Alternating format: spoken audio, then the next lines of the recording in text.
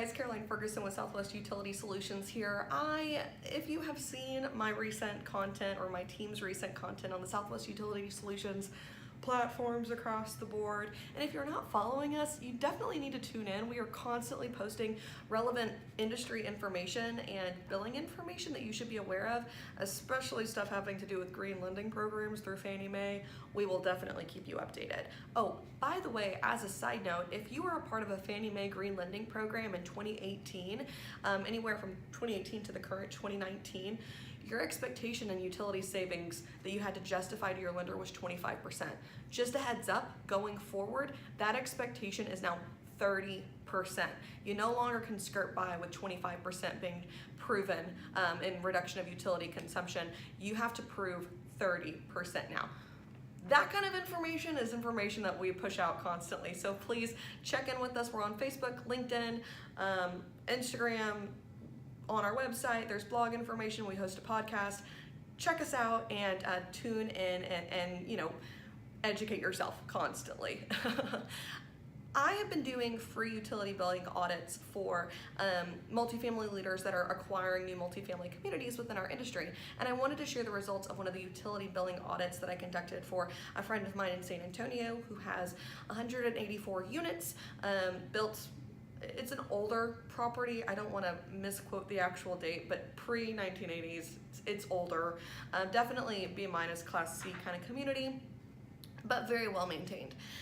So we did a utility billing audit for this community, and what I was looking at was what are the current utility billing processes in place, what are the utilities being passed through currently, what's being recovered, and where can you create more streams of revenue on site. And what I found was really interesting. So literally referencing the report here, people, this is no joke, we're actually putting reports together. The previous, or the current actually, utility billing company on this community was saying that they were passing through the maximum allowable amount of the water bill in the state of Texas, which is 95%, assuming a 5% common area deduction. As a reminder, that's assuming that the irrigation meter is not connected to your other meters. So that was the case here. There was a separate irrigation meter. Of the account that did not have the irrigation meter connected to it, the utility billing company stated that they were passing through 95% of this bill to the tenants. When taking a deeper look though, that was actually not the case. The utility billing company was only pushing through a portion of that water bill, and by portion I mean 2 of the line items when there were 3. In the city of San Antonio, much like the city of Houston or surrounding areas, there is a non-variable or non-consumption driven line item. Depending on what city you're in, it's referred to as different things. In Houston, it's called drainage. In North Texas, it's called stormwater. It's not consumption driven, it's property driven. It's a fee that the property incurs from the city that's providing its water. That line item you can bill through to your tenants.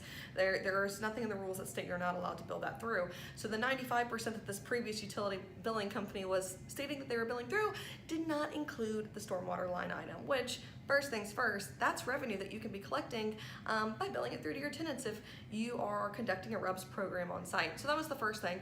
The second thing was that there are actually that line item and one other utility that you can bill through on site, you're allowed to attach an administrative fee to. Utilities like gas and that non-variable portion of your water bill, drainage or stormwater, you're allowed to attach an administrative fee. It's in the lease. Just make sure that your tenants are aware that you are signing off on that whenever they move into your property. But you are allowed to include an administrative fee to those utilities. This property, A, didn't know that they could do that, and B, was not currently doing so. So they have initiated making sure that new leases signed going forward include the section or addendum that states there is an administrative fee connected to these utilities that are being billed through. That's kind of what this utility billing audit looks like. If you're interested in having one conducted, basically I'm going to tear apart your current billing processes and see what are you currently incurring as a property, what are you billing through to your tenants, and where can you recover more utility revenue on site. Those 3 things guaranteed to happen on this free reports. If you want one done, reach out to me. Contact information is above or below this video, depending on where you're watching, and I will go ahead and get started for you. By the way, I can crank them out normally within a day, so if you're looking for a quick turnaround, not a problem. Bye, guys.